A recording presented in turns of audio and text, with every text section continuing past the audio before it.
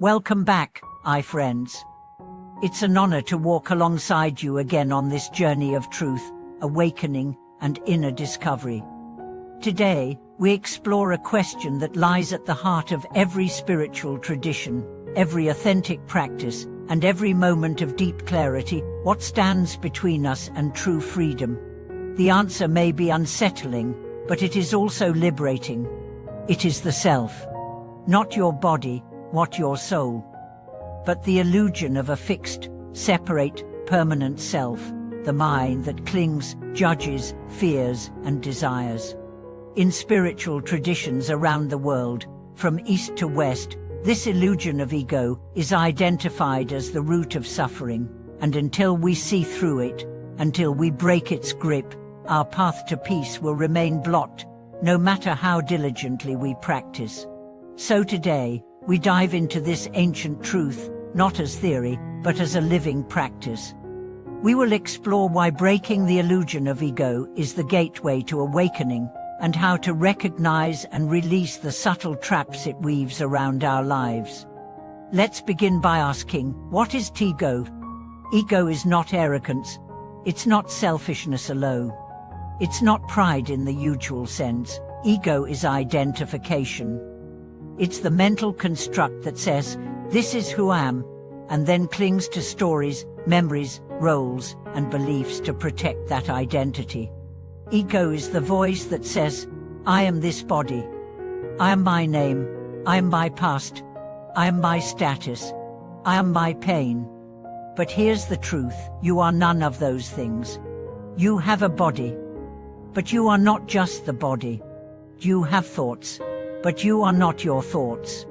You have emotions, but you are not the waves they rise within you. You are the awareness behind it all. That awareness has no name, no form, no age, no status. It is vast, silent, infinite, and free. So why don't we feel that freedom? Because the ego clings, and the more it clings, the more we suffer. Every argument you've had, every wound you still carry, every moment of fear, it all rises from ego's belief that something outside you can threaten your identity. But identity is the problem. As long as you define yourself by anything transient, you live in fear. Because all things change. Your looks will fade. Your job can vanish. Your relationships evolve. Your beliefs shift. So when you cling to them, you suffer their death, again and again.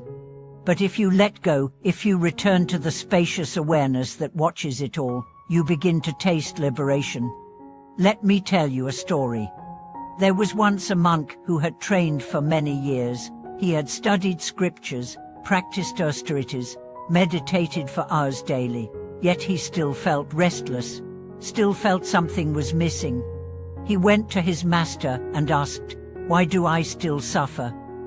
The master replied, "Because your pike still lives." The monk was confused. "But haven't I renounced everything?" The master smiled. "And not the idea of yourself." That night, the monk went deep into meditation. He began to watch every thought that arose. I am meditating. I am seeking. I am awake. And with each thought, he asked, "Who is this I?" He followed each thought to its root. And finally, he saw there was no fixed self. Only thoughts, only movements, only awareness witnessing all. In that moment, the illusion broke, and the monk laughed like a child discovering the world for the first time. That laugh is the sound of liberation. Not because he became someone else, but because he saw he was never who he thought he was. This is the great paradox of the path. You do not become awakened. You realize you were never asleep. You do not find truth. You stop believing the lie. So how do we live this? How do we break ego's grip? Not just in meditation, but in everyday life. First, by observing. Every time you feel offended, ask, what part of me is hurt? Every time you feel superior, ask, who is being exalted? Every time you feel afraid, Ask, what identity am I trying to protect? These questions shine light on the ego, and ego cannot survive in the light. Second, by surrender. Stop needing to be right. Stop needing to win. Stop needing to be seen, validated, praised. Just be. Just breathe.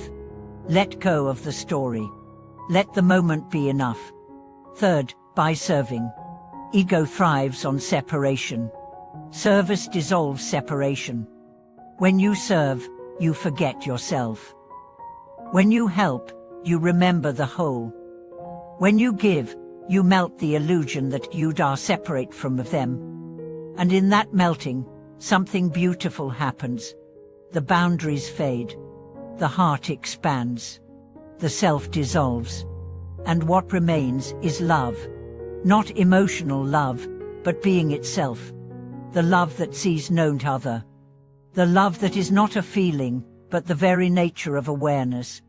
This is the fruit of breaking ego, the return to oneness. And it's not far away. It's here. Right now. Every breath is a doorway. Every moment is an invitation. The ego says, I must do more, become more, prove more. Awareness says, you already are. Ego says, I am not enough. Truth says, you are everything. But this realization is not intellectual. It is experiential. You must feel it, live it, tie into it.